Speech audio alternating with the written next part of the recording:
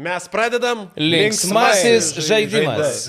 Kurios šalies šių metų dainos pavadinimas yra What the hell just happened? Variantai: Didžioji Britanija, Suomija, Danija, Belgija. What the hell just happened? UK spėjo. Ir tai yra taškas Tadui. Klausimas Karoliui Tiškevičiui. Klausimą pristato Rasa Liuimienė. Kuri šalis debiutavo Eurovizijoje 2015? Jeigu atsakai be variantų, 2 taškai. Reikia. Gal aš dabar galiu pasakyti be variantų? Gali. Australija. Tadas Juodsnukis. Kuri šalis pasipiktino kontroversiško Estijos reperio Eurovizijos daina? Taip. Ai, ne, tai Italija. Tadas Juodsnukis. O dėl ko pasipiktino? Dėl seksistinių ir įžeidžiančių žodžių. Kur tenai seksizmas? Espresso macchiato.